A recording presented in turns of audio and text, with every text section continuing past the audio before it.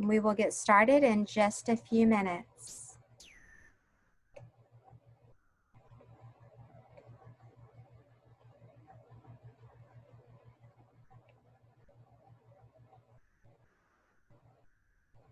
All right, we're up to 26 participants.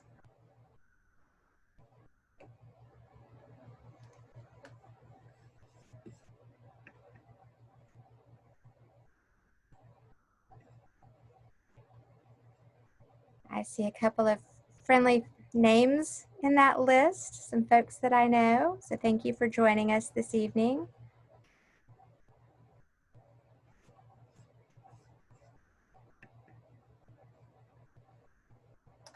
All right, we've got about 1 more minute.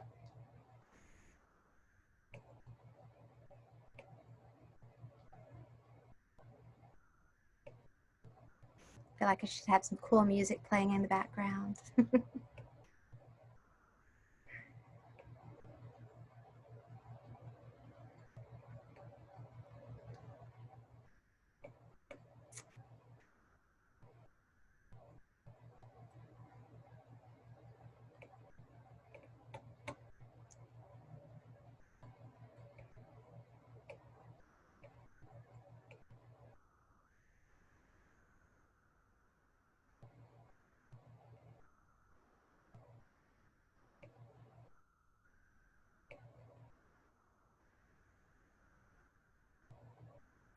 All right, well, it says 6 o'clock on the computer, so we're going to go ahead and get started.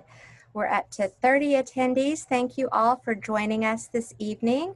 We're really excited to be hosting our college admissions panel.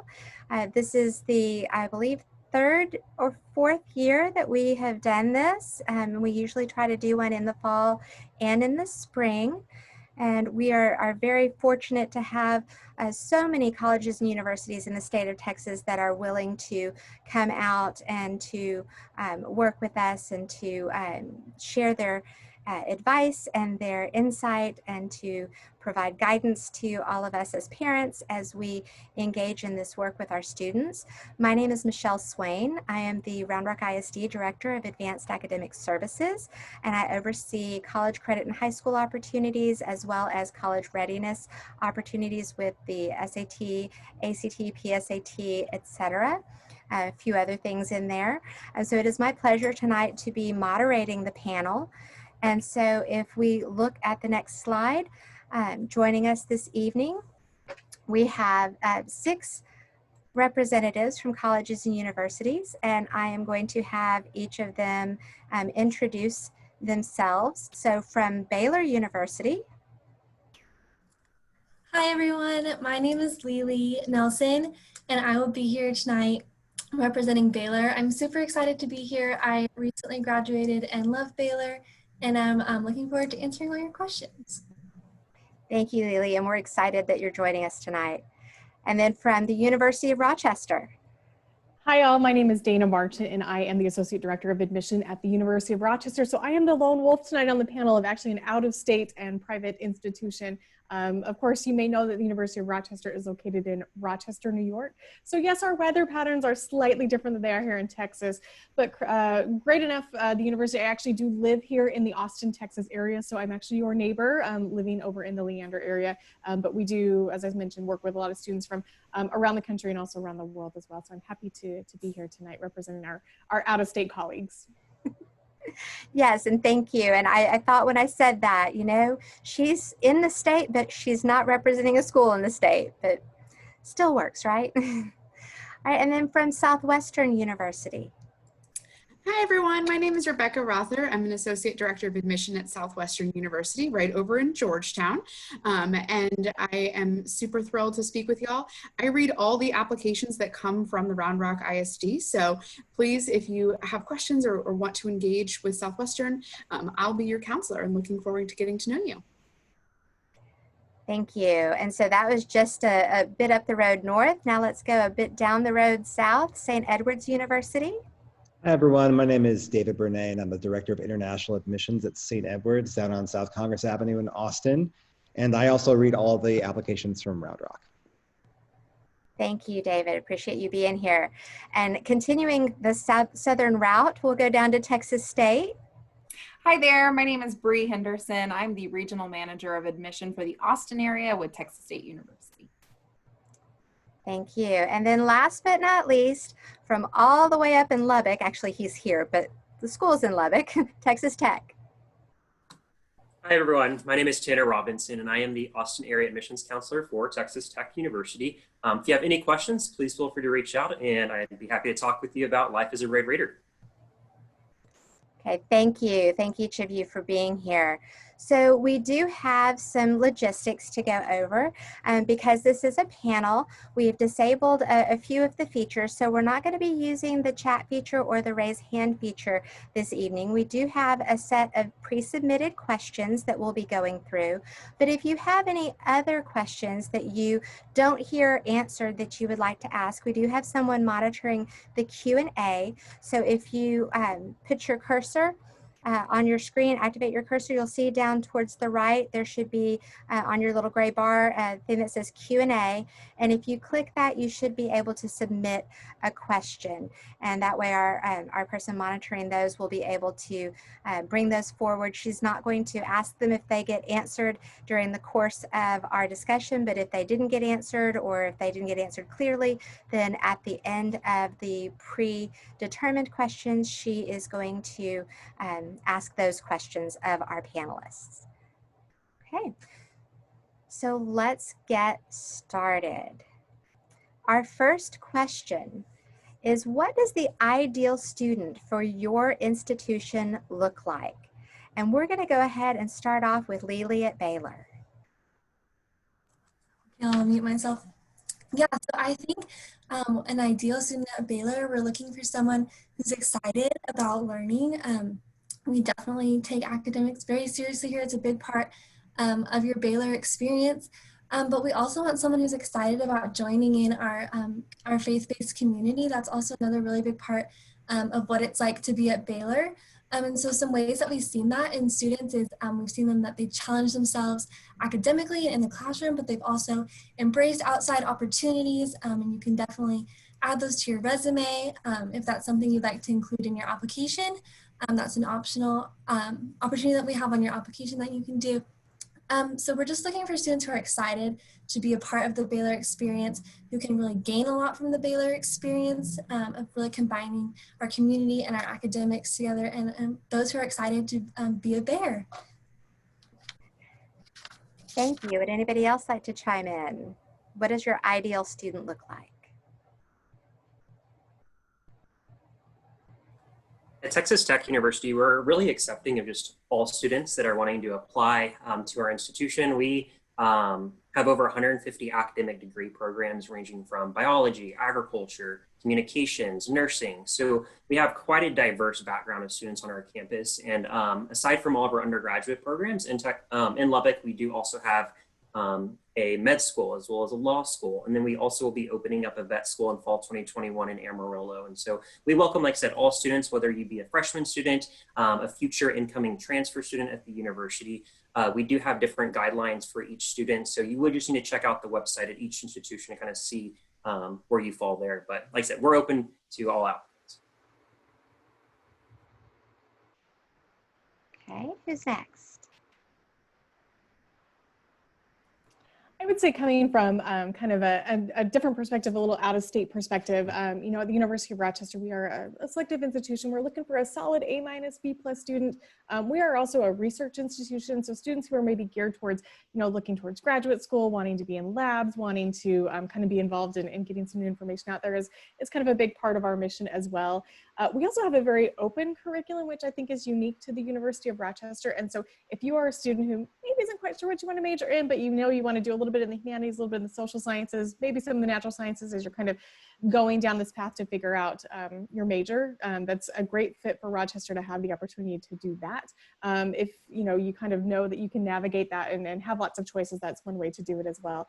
As well as, you know, you'd be looking at a whole new culture going across the country to upstate New York to be able to go to school. And so if you're open to, you know, learning about people from all around the world, we actually have students from 120 different countries on our campus as well. I think that's unique. And also, you gotta kind of like that white stuff that's gonna fall from the sky, because I will be honest, we do get a lot of it during the winter time. But you know what? Why college is a great time to try something new, and weather is a great way to do it. Thank you. So Bree, how about Texas State? Yeah, so I think Texas State is kind of looking for, this may be kind of a cliche answer, but maybe a student that's just a well-rounded one.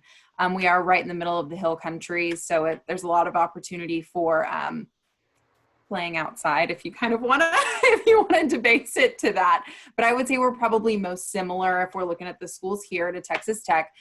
So a large public institution, so it would have to be a student that's okay with having kind of a big population where you get involved more in a student group kind of level. And even though class sizes are small, it's still really easy to get lost in kind of a bigger population if you don't find your home base, so to speak, and find those students that you relate with by getting involved with athletics or political orgs or whatever that may look like. So we'll have, as far as, we'll go into admissions a little bit later, but we're kind of looking for an average to an above average student.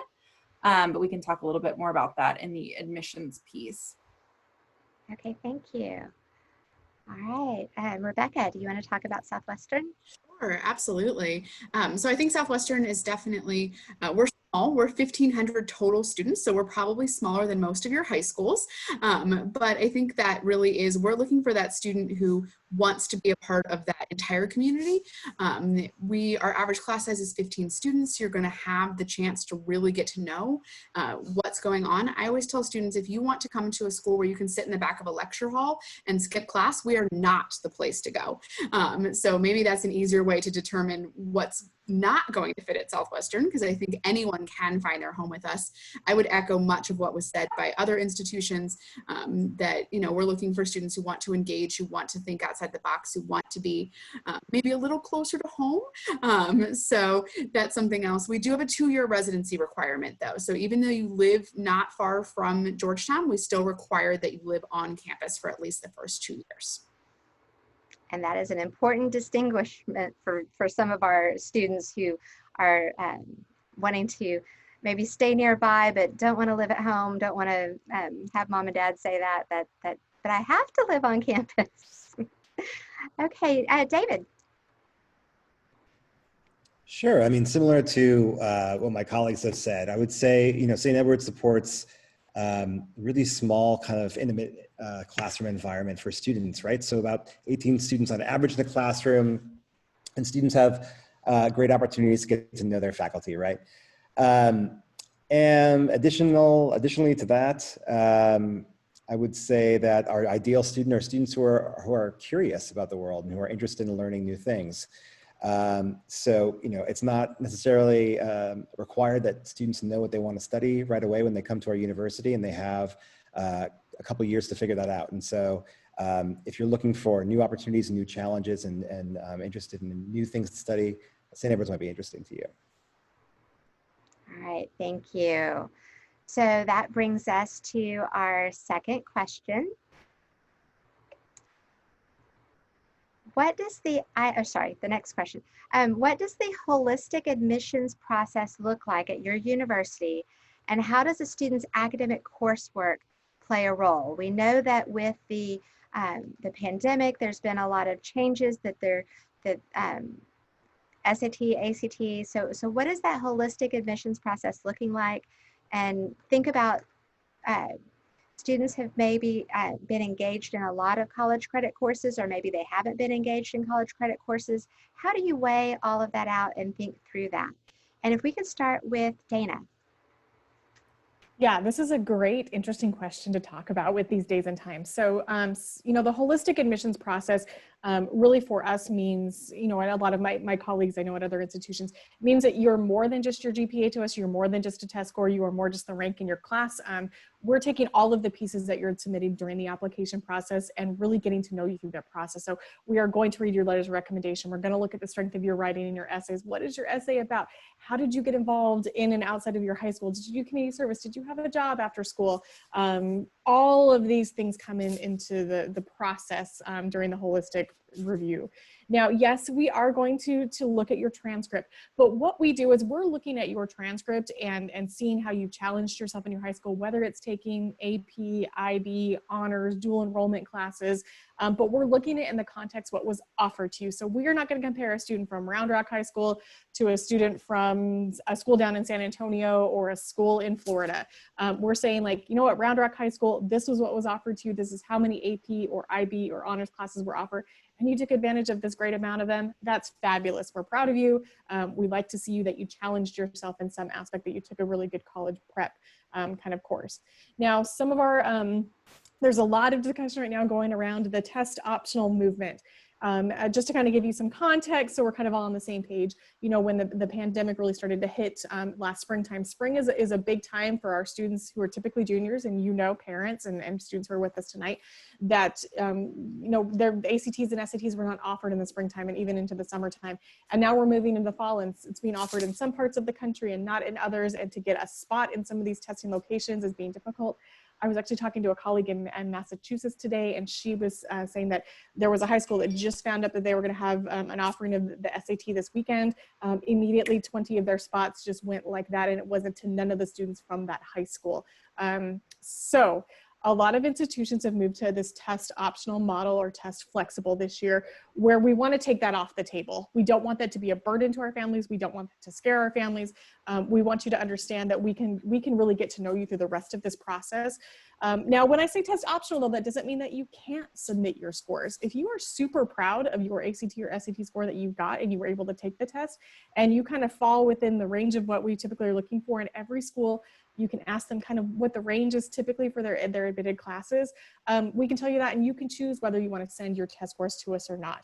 You are not at a detriment at any of our test optional institutions if you do not send us test scores. We have plenty of other data that we can pull to be able to make those admissions decisions. So don't think that you're behind the times if you weren't able to take that. So please know, we're looking at you within the context of what was offered to you at your high school, and we're also really trying to dig in, get to know you through this process. So we would recommend that you continue to engage with us through this admissions process. All of us here work with the local Central Texas students, and we love to talk to you. We would way rather talk to you guys than so many other of our meetings that we have to be in. And so if we offer admission interviews, we'd love for you to be able to do those. If you have a question, don't be afraid to email us, or even pick up the phone and call us. We even will talk to you on the phone.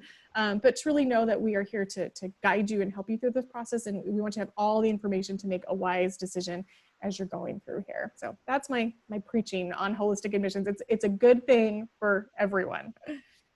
Thank you. Who would like to respond to that next? Go ahead, Rebecca. Oh, sorry, Bree, you want to go? No, got it on mute. Sorry, Bree. Bree and I are pretty good about trading back and forth on who goes first. I think the other important thing, I appreciate Dana's comments. I would agree with them wholeheartedly. Dana and I used to be colleagues, so she knows Southwestern is very much in that realm. But I think the other thing I would add with test optional is that we have actually implemented a policy that if you do test optional, you have to do an interview in place of the test scores. So it is important to keep in mind. I know that my colleagues up at Austin College in Sherman also require a written piece of academic writing with teacher comments on it. So if you're thinking test optional and as a part of the holistic review process, you want to make sure that you're also keeping in mind, is there something that they want to make my application even more holistic because I don't have that piece.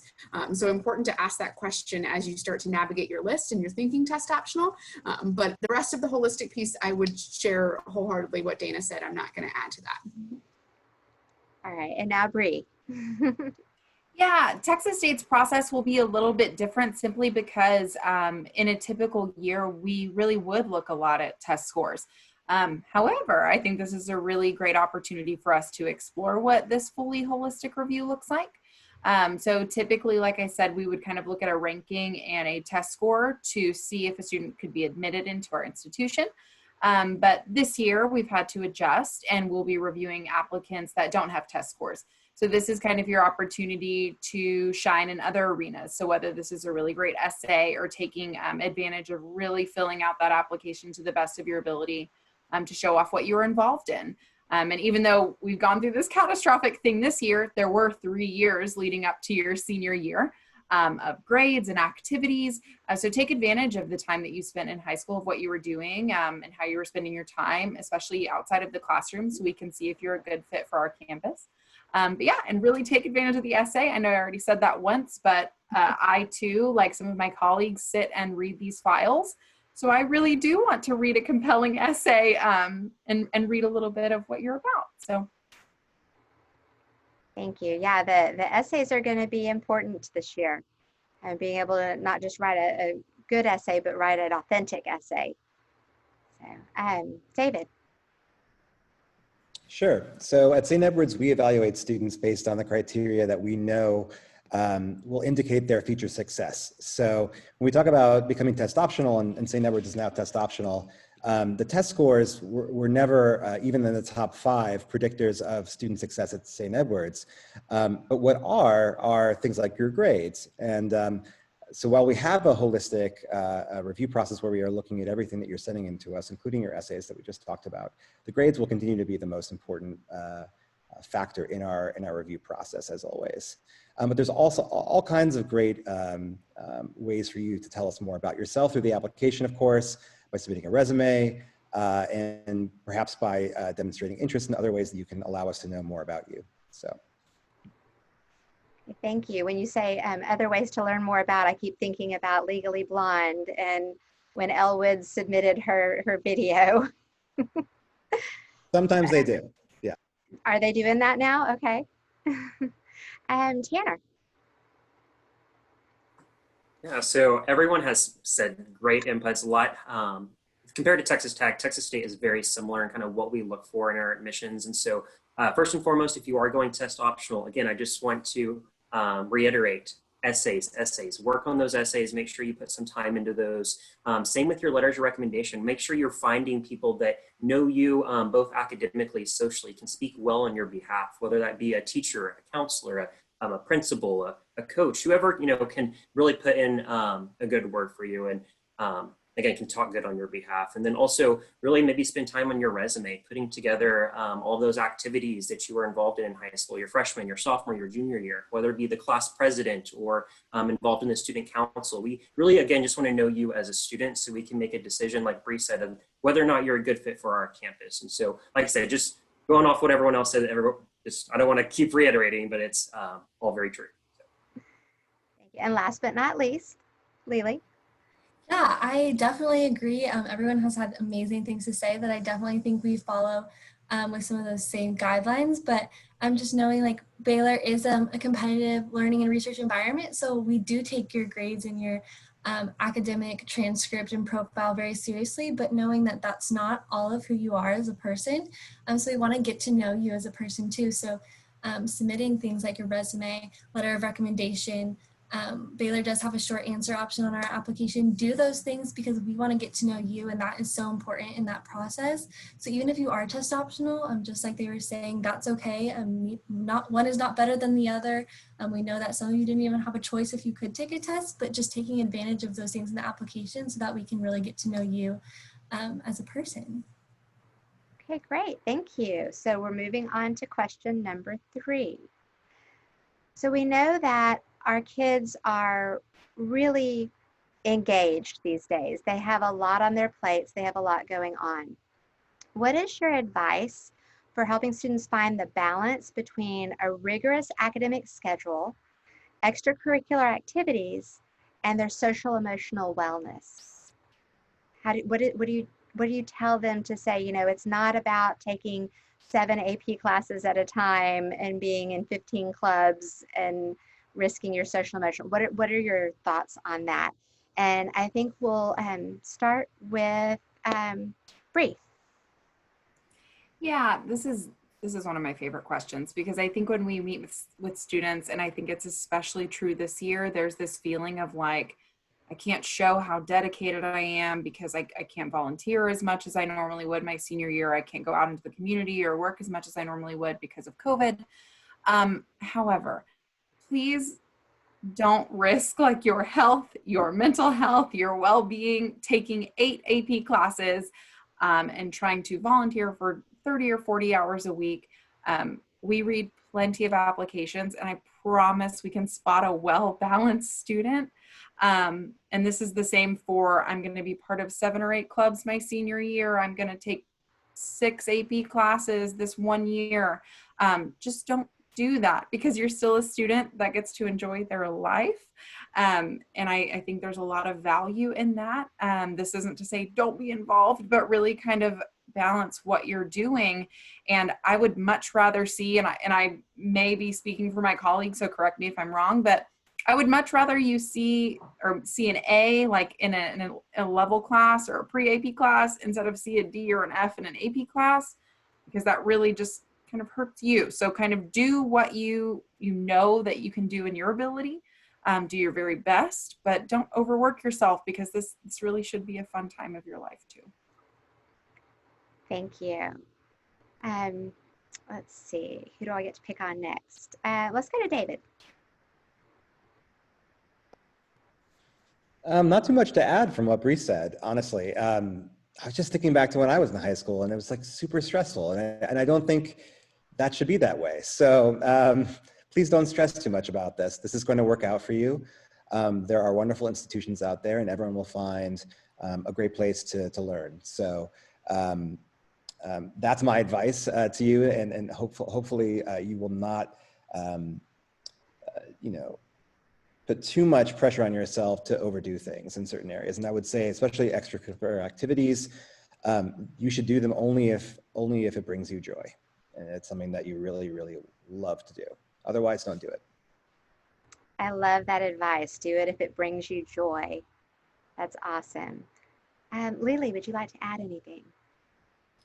Yeah, I think what everyone has said is spot on. But yeah, just doing what you can do without, obviously, the social emotional wellness part of that question is super important.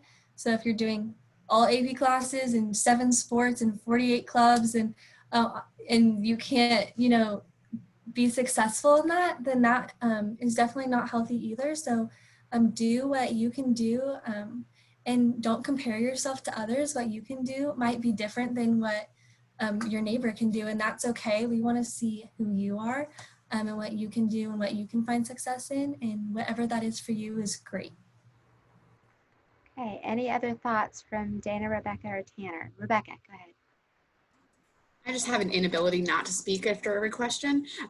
And so I just wanted to share immediately as you were asking this question, our associate athletic director on campus has a thirds. 8 of your hours should be sleeping, 8 of your hours should be school, and 8 of your hours should be everything else, including athletics. And so he tells that to our college students. I know that your school day is a little bit different structure where the 8 hours are already taken, and then you don't have time for homework if you only do 8 hours of school. But I think it's a really good model. Maybe we slip down to 7 hours of sleep and 9 hours of schoolwork if that's really what you have to do.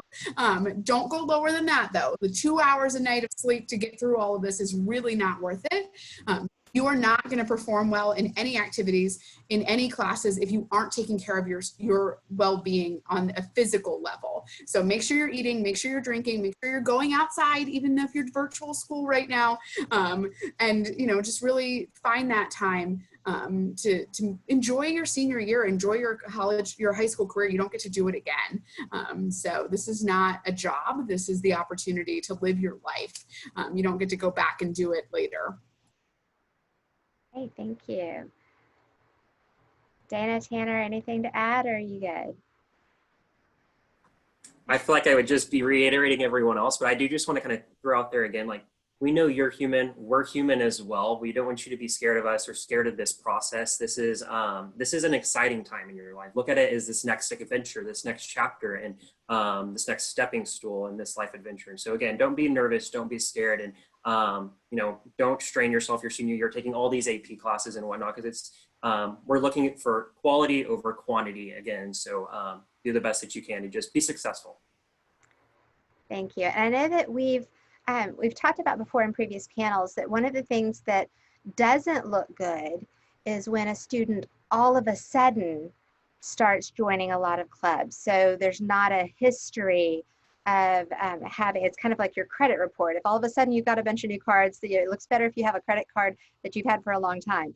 So students need to be mindful of that their senior year, they don't need to just go and join 10 different clubs to try to beef up their resume or their application. They need to really focus on the things that they are passionate about, as David said, and what brings them joy, and let that show through in their application and tie into who they are. So I thought that was really good advice that you guys have given in the past. So, okay, on to question 4. So we've talked a little bit about AP, and we mentioned some dual enrollment, dual credit, and somebody said IB. So there's these different forms of college credit in high school. Is one form of college credit preferred at your institution over another? So do you prefer to see AP over dual credit? Do you prefer to see IB? Are there some specific perks for IB at your campus over what you might offer for others? And I think it's worth noting here that there is a state law for our public colleges and universities that says that if you graduate with the IB diploma, you are to get, I believe it's at least 24 hours of college credit granted. And if you are graduating with AP scores of 3 or higher and going to a public college or university, you are guaranteed credit for those scores that are 3 or higher. So knowing that, and knowing that private schools have different options available and look at things differently, if you've got a student who's thinking about a public versus a private, or one school versus another, what kind of advice would you give them? And we're going to start this time with David. Sure. So, gosh, that's an interesting question. So you really have to look at the university where you're interested in to understand how they are going to accept these credits. Every university will have different policies about how they accept an AP credit, or an AP exam, or an IB exam, but I can only speak to what St. Edward's does. So at St. Edward's, typically we will give AP credit for students who get a 3 or higher in exams, but some of our requirements are a 4 or 5. So you really have to look in specifically to which course you're talking about. As for the IB, there are some institutions out there that will grant, for example, an entire year's worth of credit based on a minimum final IB score. That's not something that my institution does. We do a per exam IB evaluation. So typically, if you get a 5 or higher on your final exams in the IB, in your higher level exams, not your standard level exams, then we'll give you credit. And you just need to go and look specifically on each university's website. It's unfortunately defined their policies. However, there's really not one preferred curricula over the other, and there's not much you can do at this point to change what you have, right? So there's no sense in feeling bad about, enrolling in an AP or an IB. I will say that the IB, is a 2-year program. So in some of the courses, we do give more credits, especially for languages. But otherwise, as long as it's an accredited program, it's coming from dual enrollment as well, it's all a really good idea for you to transfer those credits. Okay, thank you. And we do have some younger students that are probably watching, or parents who have younger students probably watching. So the advice is not going to fall on deaf ears as far as the 4-year plans and that kind of thing. So Tanner, would you like to go next? Yeah, so if you are completing any dual credit classes while in high school, we do have a pre-transfer advisor that you can meet with that can kind of go through all these classes to see how they'll transfer over to Texas Tech University. And so for the most part, if you're taking classes at like Austin Community College or Central Texas College, wherever it may be, for the most part, a lot of those general ed classes like college algebra, history, English courses, a lot of those are going to transfer over to your degree plan at Tech. But keep in mind, like anything major specific, like engineering courses or, any like medical courses or anything along those lines, anything that's major specific, more than likely might not transfer to that degree plan. But really, a lot of those general ed will for sure transfer. Now, if you are completing any like AP classes, we do have a credit by examination website where you can look through and see, if you got a 3 on this exam, you will get course credit for English 1 and English 2. If you got a 4 on this exam, you'll get this, so and so and so. So we do have a credit by examination. It will lay out, what what score you need in order to get that credit. So we accept IB, AP, pre-AP, dual credit, all of the above. We do note all of this on the application when we're going through it. And so we do take it into account and take it into consideration when we're making a decision. And so it looks great on your application for sure. Thank you. And that's really important what you said about knowing what the different colleges within the university want, because I know my own daughter was thinking about taking dual credit or AP economics, and she contacted the business college at the school that she wants to go to, and they advised her that that wouldn't count because they have their own economics course that she would have to take. So that saved her taking that extra course. And so just kind of beginning with the end in mind, as you were saying.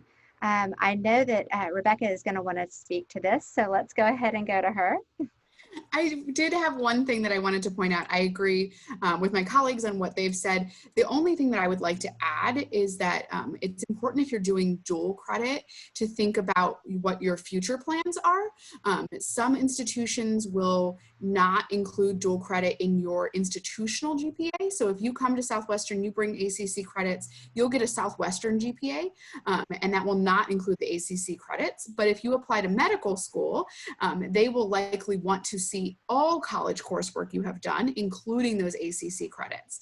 So it's just something to keep in mind. If you're like, I'm going to challenge myself and I'll probably get a C in this class, that will transfer and that would probably get you credit. But you don't want to then screw yourself over when they're like, oh, you took dual credit biology freshman in high school and didn't do super well in it. Are you sure you want to come to medical school? Right? So something just to kind of think about, especially if you know that graduate school or a pre-professional program is where you're headed. Keep that in the back of your mind. And you may not know that, and that's okay.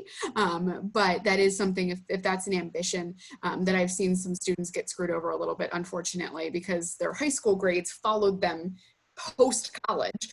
So unfortunately, decisions you make as a sophomore in high school can affect you 5-10 years down the road. So just keep that in mind too. It's a really good point. Does anybody else want to chime in on that question? Feel like it's been answered, asked and answered? Okay. Just a caveat to that though, how is UT on-ramps being treated? I mean, that's a UT transcript, so everybody's accepting that pretty much. Just like a dual credit course for us, so. Fantastic, all right.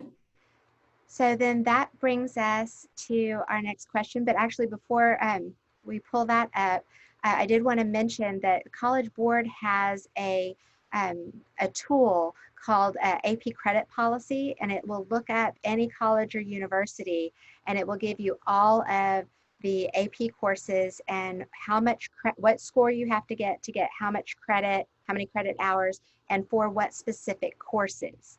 So you can look at the degree plan for your designated major and kind of cross-reference which one of those, and that's part of how we found out about that economics course. So that AP Credit Policy tool on the College Board site is really powerful.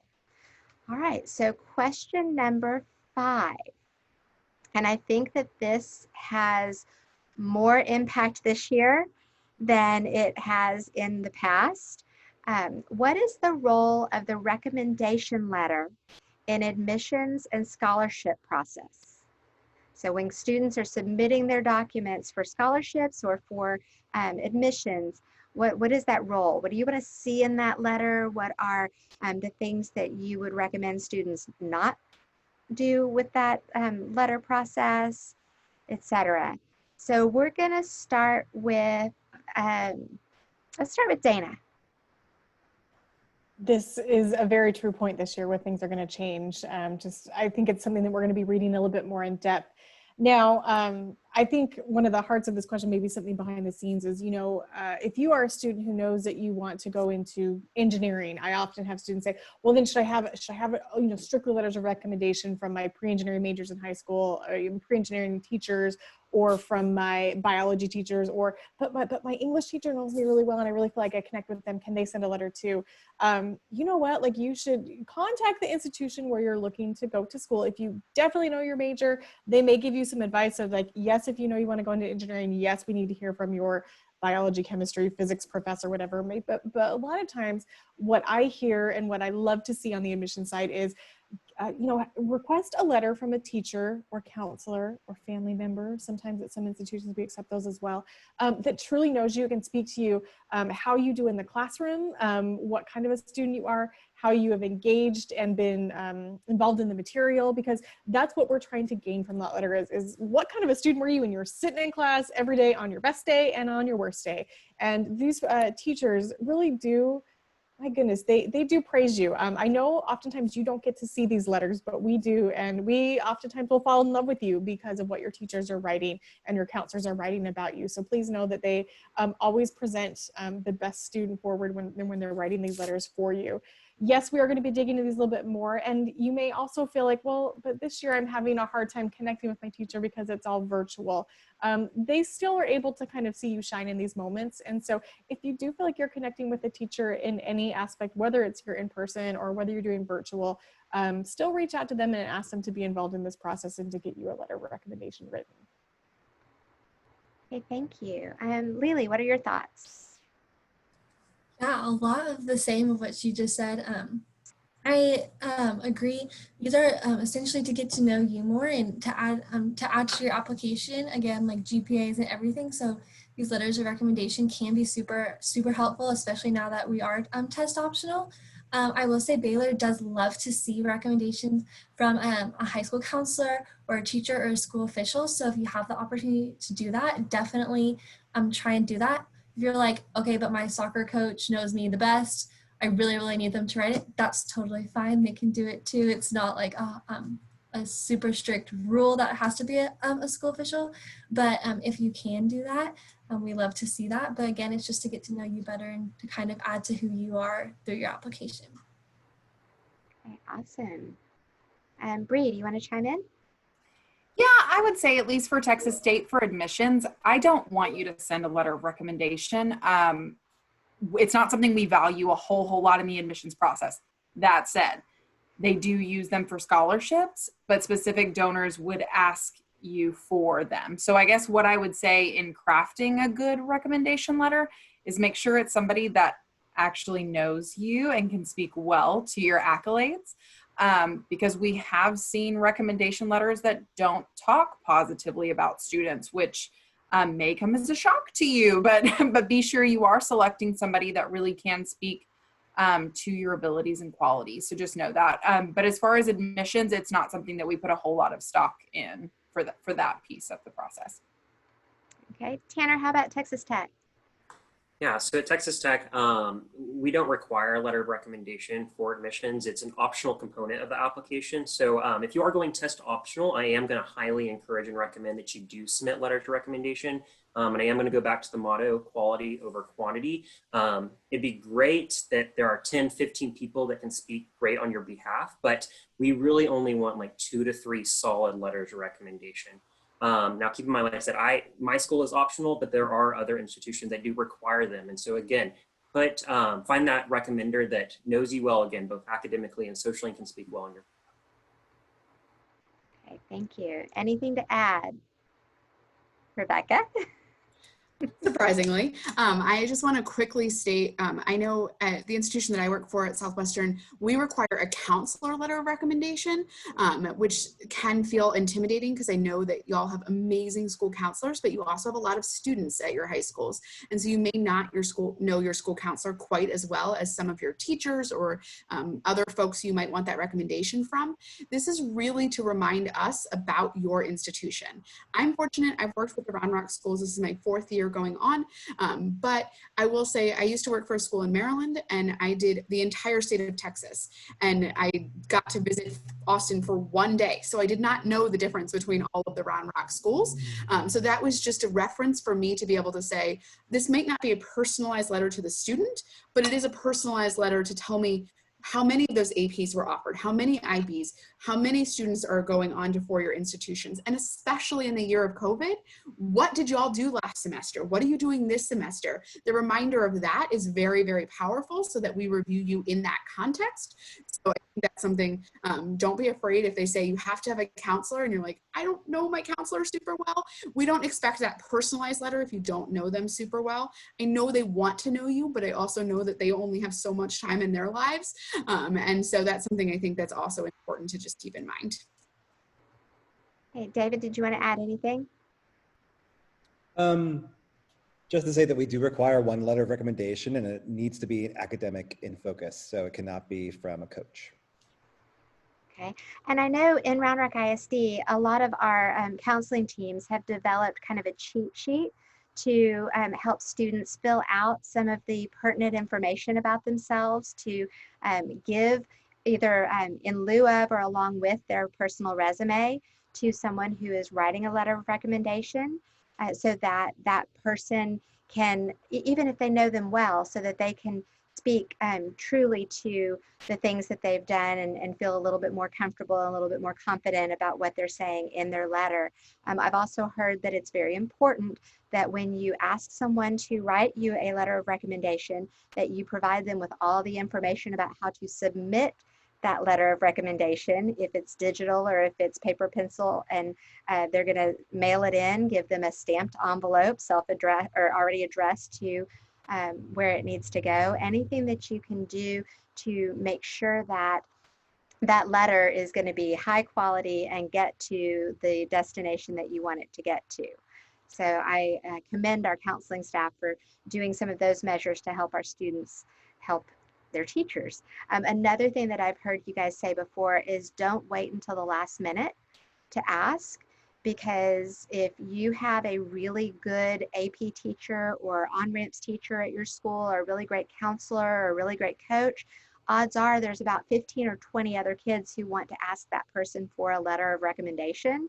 And if yours is the first, they're going to spend more time on it than if yours is the last. If you give it to them and say it's due tomorrow, they're going to look at you and say, sorry, not going to be able to do that for you. So be sure that you are being forward thinking. I know a lot of the applications are due around the 1st of December for a lot of the different colleges and universities. So be mindful of those timelines and deadlines when you are making those requests, and typically giving somebody at least 2 weeks to get that letter of recommendation done is I think what's kind of par for the course. Okay, so that brings us to question number 6, and this is our last pre-submitted question. How has your admissions process changed? And some of you have already alluded to a few of the changes, but overall, how has your admissions process changed as a result of COVID-19? And let's see, we will start with Dana. Our process is not going to change that vastly this year. You know, we have been a test optional. We were actually a test flexible institution for about 5 years, meaning that instead of sending us ACT or SAT scores, you'd actually send us AP, IB, A-level course kind of testing scores as well through this process. And so we've been really able to separate, as David really mentioned, did mention that we don't feel at the University of Rochester that a test is a true indicator of your success in college over 4 years. We love your transcript. That's 4 years worth of work that you put in. And so we love to see what you're going to be doing for the next 4 years of your life as well. We have started kind of working through this process, but we don't feel like our admissions policies are going to change that much. Some of you may know some institutions around the country do offer what's called early decision, where you can apply to a school, and basically if you are admitted in that pool of students, then you are committing that you're going to go to that school. So you could know if you apply early decision at some schools that deadlines are coming up in mid-October, in November and December, you will know by typically January if you've been admitted to that school or not, and then you're committing and saying that you're going to go there. You know, there's some talk in the greater picture of college admissions that some more prestigious institutions may be grabbing some more students on their early decision pools, you know, filling their classes with maybe 50% of early decision students where maybe they were 30% before. I think that's an interesting trend that we're going to be watching this year, but I can tell you from the University of Rochester, we do not intend to play that game. We really do want our students to have lots of options and to weigh us against all of their great options that they may have in the springtime. But you know, I think mainly we're going to be still, again, diving into your transcript. You know, there's also going to be a prompt this year if you're using the Common application to apply to schools that's going to talk about your experience with COVID-19. You know, Rebecca brought up a good point right before you guys all came on that, you know, we've all had a COVID-19 experience. It's a little bit different for all of us. And we know we've had some students that have been greatly affected by this, where family members have been taken from them because of the disease, or maybe they were able to volunteer in a different way, or maybe it gave them a shift in perspective. And so I think it's going to be interesting to see how that question is utilized this year with your perspective. If you do use the Common application and you feel like you have an interesting take on this, I would encourage you to use it to kind of use that prompt to help us kind of understand the context of where you're coming from with that. But other than that, I think, you know, things are going to stay mostly the same. I can talk from our institution. Okay, thank you. And I know that one of the things that I've heard in I don't know if it was when we were talking or if it was from another seminar that I attended, but if you normally would have been going out into the world to volunteer and haven't been able to do that, but maybe you have picked up additional responsibilities around the house, or maybe you have started something online that is supporting others, that volunteering doesn't have to be out physically in the world. It can be something that you're doing within your own home. Maybe you are calling your grandparents every day and you never did that before because they can't go anywhere and you're trying to provide them with that little light of their day. Those kinds of things still make a difference. So highlight those. All right, Lily, would you like to answer? Absolutely. The biggest change for us was going test optional. So in the past, test scores have been required, but this year we know that a lot of you just didn't have the option or access to a test. So we are test optional this year. If you took a test or you're taking one and you are really happy with your score and want to submit it, absolutely do that. We'll take that into consideration. But again, if you don't want to, or you feel like your application will be more competitive without it, that's totally fine too. Go test optional. Either is fine. One is not looked at better or worse than the other. So it's just whatever you feel most comfortable with and what you feel like will best represent you. Okay, thanks. Bree. I would say the biggest change would just be the move to kind of the test optional component, which is a little bit different for us, but I'm hopeful it's something we hang on to, but it's not something that we know if it will extend past fall of 2021 just yet. But I think that's our biggest thing, so just moving to a holistic model. Okay. David? Yeah, basically that, you know, you do not need a test score for a scholarship this year. That's the biggest news, and it's great news that we want all of you to know. And it should change how things work in the future, hopefully, right? Because we don't want you to be worrying and spending all this time preparing for tests that really have no meaningful influence on how you are successful in university. So we're focusing on the things that do count, including your grades, and something that each of our institutions have, which will be a really great resource for all of you, are typically our net price calculators. So if you really want to have a good understanding of what we're going to offer you in terms of merit scholarship or need-based aid, please go to our websites and get a sense by filling out a few criteria that we list for you. So just wanted to give some advice there. Okay, thank you. Tanner. I did just want to kind of bounce off David and just reiterate that, although we are test optional for admissions, also we are test optional for scholarships. And so keep in mind, when you're submitting these essays and letters of recommendation and resume and extracurriculars and all the above, just keep that in mind as well, that, there's a lot at stake. You're also being considered for free money, essentially. So again, put your time into these applications and into these essays. And just speaking on behalf of Texas Tech, that's really all that's changed on behalf of admissions, is that we are going test optional, but we've always really taken this holistic approach where we considered everything in the application process. And we really looked at your GPA, your class rank, your test scores, your essays, everything else. And so just keep in mind, it's all considered throughout this process. Okay. And while Tech has gone test optional for their scholarships, not all scholarships are test optional. So students need to remember that. And also, if we have any juniors or younger, that may not be the case in the future. So you still need to prepare for your PSATs, guys. Those are still important so that they can get ready for the SAT if they need to do that. Okay, let's see. Who have we not heard from yet? Rebecca. You're just saving me for last. So ours, reiterating much of what was said, I think one of the other things that I've heard mumblings about in our office that I haven't quite finalized is that we may be de-emphasizing grades from second semester of junior year.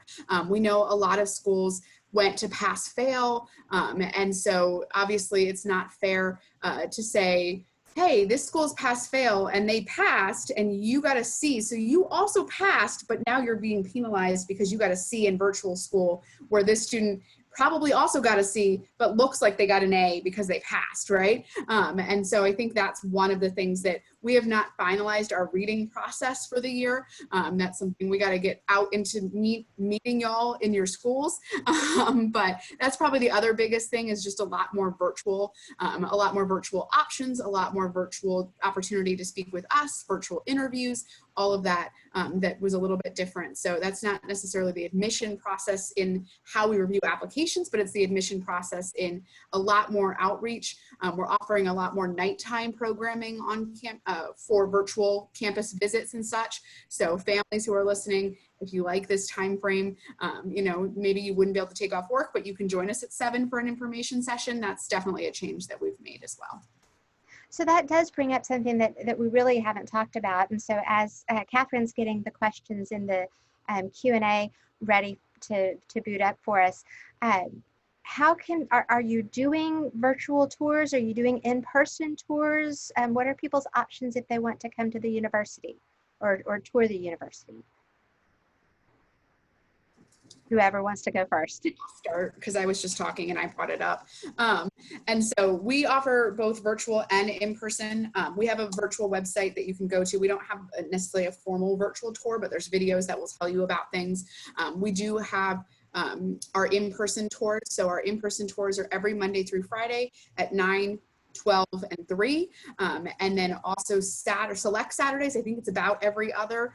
We're doing a 9 and a 12, I believe, on those Saturdays. It is important to note that if you are coming to campus, we are a mask required campus, as I would imagine everybody else is, but you have to wear your mask by the time you step out of your car all the way till the time that you step back in your car. And we are limiting our groups to 9 bodies. So please, if you are going to come, don't bring all 6 of your siblings and both of your parents and grandma, because 5 of those siblings, grandma, and both of your parents are going to have to sit in the car while you and the one sibling you like best come in. So really important to kind of keep that in mind, is to look at the policies of what an institution is putting in place before you arrive, because it's been terrible when I've had to turn people away and be like, so the 4 of you have to sit here for the next hour and a half because I can't have you in the presentation. But yeah, we're also doing in-person interviews and virtual interviews. And as I mentioned earlier, we have Monday through Thursday, almost every week at 7 p.m. On Monday and Thursday, I want to say, are the information sessions that you would get if you come to campus. And then Tuesday, Wednesday, I could be wrong on those dates, it's all on the website. We're doing what we call Scope Out Southwestern. So our Career and Professional Development office will present, our Study Abroad office will present, different business, like the business department or the pre-med department. So check our website if you're interested in that. That's a little bit unique that we never had the opportunity to do in the same way before. Cool. Well, I know we can't go visit Rochester necessarily, but Dana, what are some things that you guys are doing for kids to get a feel for campus? Come see us virtually. So we are offering a series of actually workshops. There's a few workshops options. So first off, we do offer just some general admissions workshops that will teach you how to actually have a successful admissions interview in general. So we're talking in general terms, not just for Rochester, but for any college.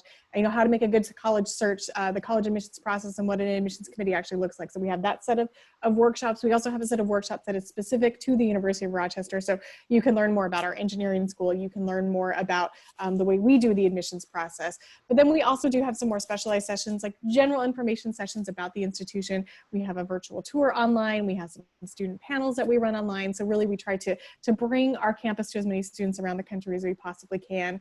Of course, it's difficult to travel right now. We have some there's some very stringent regulations in New York State, and so we're trying to offer virtual. In fact, our admissions staff is not back in the office yet, and we are not having any visitors are allowed on our campus.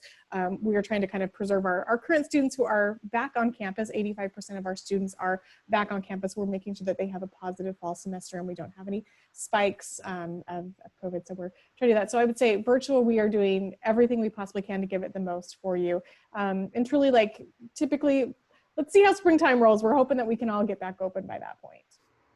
Awesome. How about Texas Tech? Tanner. Yeah, so we just opened up our in-person campus tours as of Monday, and so you can officially go on our website and get registered for those too. Just keep in mind, it is going to be you, the student, as well as 2 other people, so whether that be your parents or 2 siblings, whatever it may be. And I believe it's also going to be capped at 9 or 10 people per tour. And so a lot smaller than our usual tours. So keep that in mind as well. Don't bring, like Rebecca said, your whole family, grandmother, all your siblings. And then also we do have virtual tours on our virtual admissions page. We do have a virtual campus tour that you can walk through. It's a 360 view of campus. There is a tour guide in the bottom right-hand corner that is pre-recorded, and she'll walk you through each stop and talk about all our traditions and all that kind of stuff. And so virtual, in person, whatever you're interested in, we have it. Okay, thank you. David.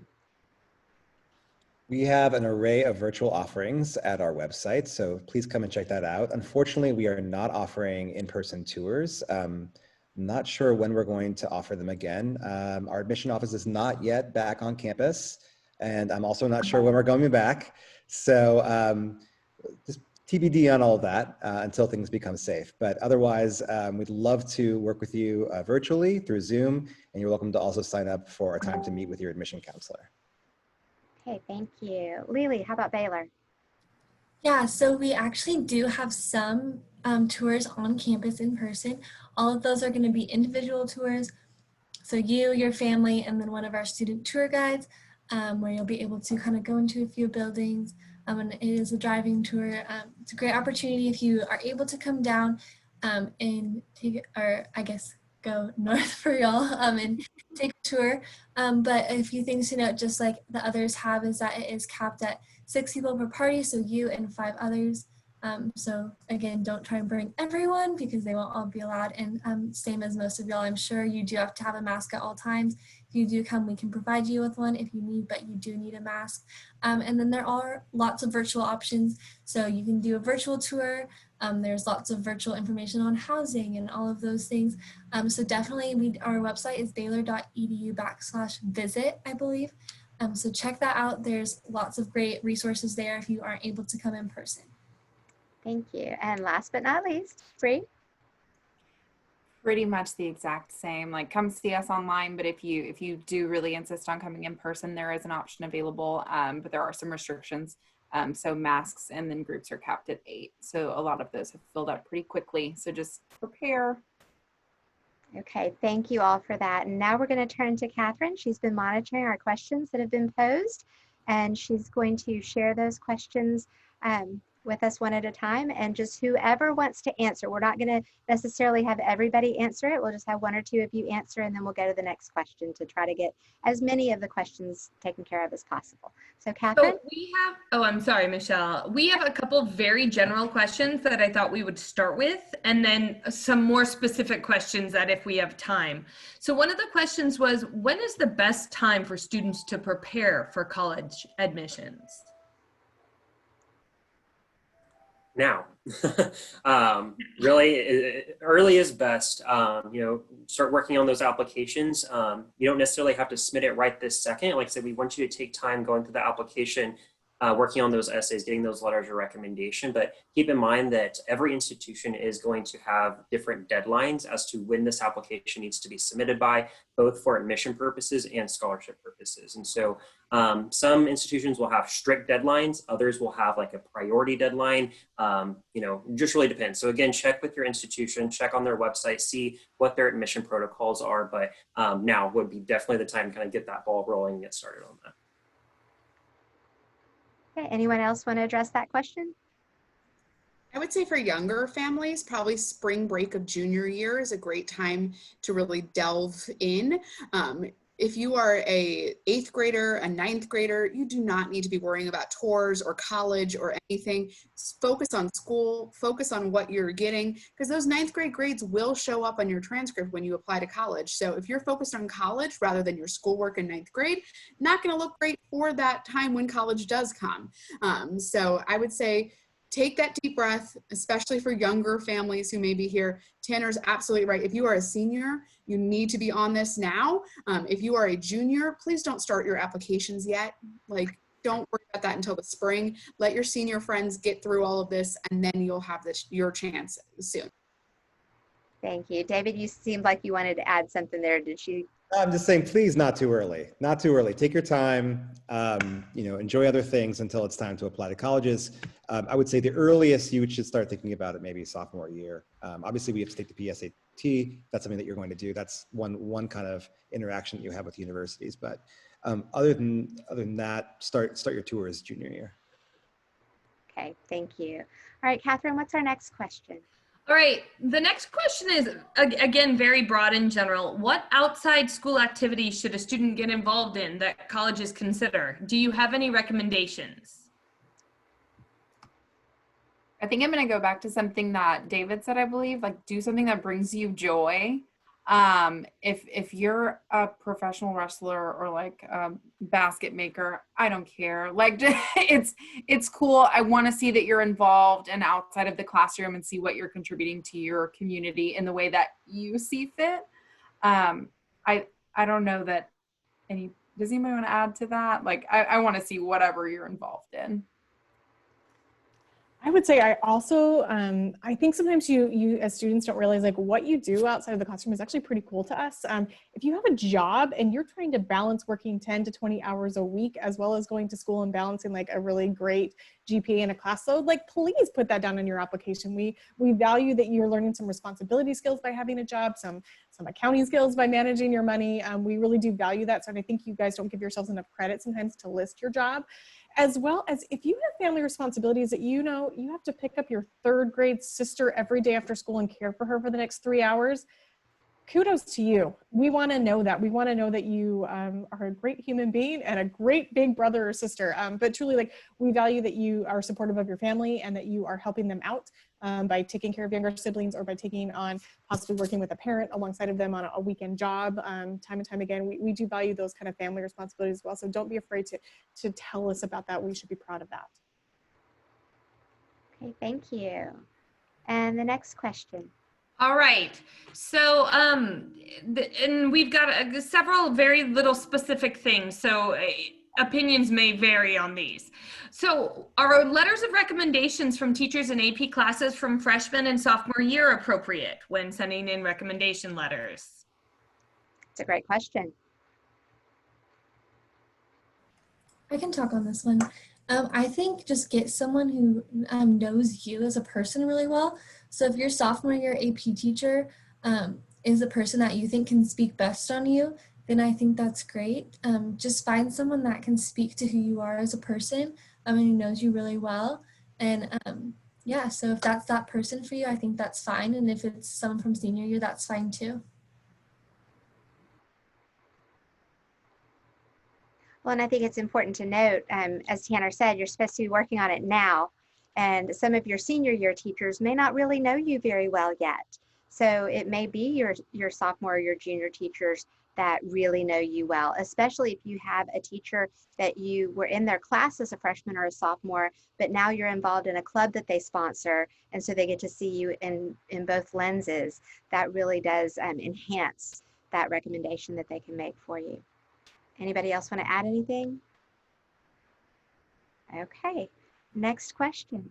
All right. So what are your thoughts on on SAT scores for the class of 2022? Do you believe you will still be test optional? And they've been bumped several times. So what would you predict? We'll be staying test optional, I can tell you that. We're on that path. St. Edward's is permanently test optional. So is Southwestern. Speaking on behalf of Texas Tech, a public institution, I don't know. It's kind of up in the air. I've heard talks about it. It's kind of 50-50. I'm not too sure. I think really right now we're kind of seeing how this goes and kind of how the process goes with the reading applications and whatnot. So I think more decisions will be made closer to like spring timeframe maybe. But I do know that it's being discussed for sure. If you're interested in a large public, I would err on the side of having to test. And that's just kind of like a, just so you're safe kind of measure. I would love to say that we'll be test optional, but like Tanner said, there's so much in the air.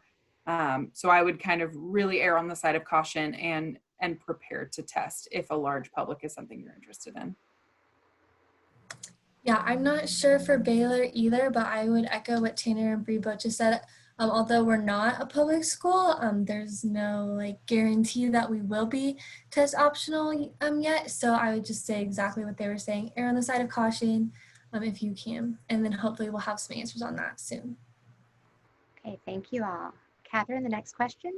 All right. So how important is an NHS membership in the admissions process in terms of one of those extracurricular activities versus admission scores or GPA? Who wants to tackle that one? David? GPA is so much more important than any club activities that we could be talking about. As I think I can speak for everyone here in saying that your grades are the most important factor in our decision process when we're evaluating you. And please feel free to interrupt me if I'm wrong. So that being said, you know, NHS is something that you should be very proud of if you're a part of NHS. So it's really important to say that as well. But, you know, these academic indicators, grades really are the most important thing for us right now. I would also add in, oh, sorry, Tanner, you want to go ahead? Okay. I would just say just becoming a NHS member, and I see someone was asking about NHS and what that is National Honor Society. So that's something that schools can invite you into. Just saying, I joined NHS, I was invited to it, probably not going to add a whole ton to most of your applications. It's not going to be that thing that you're automatically going to get $10,000 more in scholarship because you have an NHS distinction.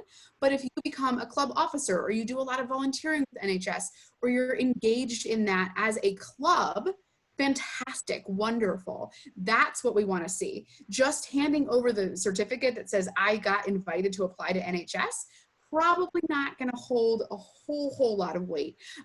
So just putting that out there for y'all. You nailed it on the head, Rebecca. I was going to say the exact same thing. I'm really bad at taking words out of people's mouths. Well, y'all have just been together for so long, you kind of think the same thoughts. It's all good. Catherine, it looks like we have 2 more questions. 2. One really quickly. Bree mentioned it was better to get an A in a non-level course versus a D or F in an AP. What about a C in an AP class versus an A in a non-level course? I'd rather see an A. My colleagues can argue this if they want, or not argue, say that it's different for their institution, but I'd rather see an A all day long. All right, well, that's good to know. And then our last question is very specific, and I don't know if any of y'all will know the answer to this, but I'm highly curious about it now. It says, can you explain the selection criteria for an 8-year med program? Does it include automatic admission to med programs after 4 years? Will the student take the MCAT during this 8-year program and get a particularly good score? And I'm very curious now too. I can talk it from. Yo, please. I was going to channel my inner Hank for those of you who know, but that's it. But Dana, by all means. So I can tell you the University of Rochester does offer an early medical school admission program to our institution. Now, I know we are private and we are also out of state. So the Texas Public, I know they have a route that you can also take, but I will tell you, for us, it is a direct entry program where a student does go 8 years straight through the University of Rochester. They just transfer from our main campus over to our medical center. You do not have to take the MCAT test at Rochester. You are just transferred right on in. That being said, can I give you some piece of advice? This program, as well as all the other direct entry med school programs in the country, are completely competitive. Yes, I want you to give it your best shot. Yes, please interview. Yes, please move in the process. But please understand, I want you to have route 1 and route 2. I'm not going to call it plan A and plan B. I want you to have other options, that to not just set your sight on a school just because they have an 8-year direct entry med school program. You got to understand you're going to change and grow a lot in your first 4 years of college, and you may completely understand that you want to go to a different part of the country to go to med school. You want a different focus in med school. And so please don't be sad or get down on yourself if you're not accepted into one of these programs. Please know that they are, for example, we have a 1% acceptance rate to our program. So, you know, we need you to know that we have a lot of other options and paths for you to still get to medical school. Just because you don't get into this one program as a senior in high school does not mean you're not going to get into med school as a senior in college. Amen. That's my preach this night. That was a very specific question. I'm so impressed that you had such a good specific answer.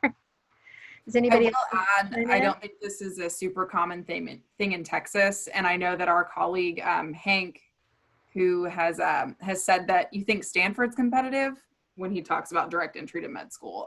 So just know that. Believe what Dana says, please. Well, and I think it was good advice to, no matter where you are looking, no matter where you are going, no matter what you think you want to do, to always have a plan B. I know when College Board talks about it, they say, you know, go ahead and have your safe schools and then have your reach schools. And so that you have options available to you. There's nothing worse than a student who only applies to one school, misses all the other deadlines, and then doesn't get into that one school. So we want to make sure that students have lots of different pathways or lots of different routes, as Dana put it, to be able to go to college somewhere. You may think that you're going to be in that top 6% and go to UT, or that top 10% for automatic admission into a public college or university, or every person in your family has gone to Baylor, so you're going to be able to go to Baylor, and it might not pan out because you don't know how many other kids have made the decision to go to Baylor and what their stats are and what the size that their incoming freshman class that they're going to take is, and all of those different variables. I have one last question before we get off, because it just kind of came to me when I said that.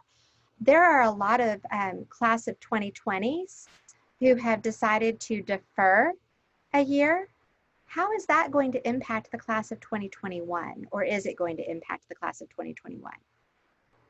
I'm seeing shaking heads the way that I wanted them to shake, so that's good news. Okay, I will tell the parents and the students that have asked me that question in the past. The answer is that it should be fine. All right, well, that brings us to 7:15. I want to thank all of our panelists for doing an amazing job. You guys are wonderful, and it's so good to see you again. I want to thank all of our attendees and remind you that we did record this evening's presentation, so we will be able to post that for you to review or to share with friends and neighbors as the year progresses. But if there are no other, there seems to be, is there one other question, Catherine? No, it's just a comment saying thank you. I think a lot of parents and students, I'm sure, appreciated it. I know I did, and my kids are still little, so it was very enlightening to me. Okay, fantastic. Thank you so much. Well, then I would like to just thank you all again for being here and bid you a good evening. And I hope you all have a good rest of 2020 until we meet again. Thank you.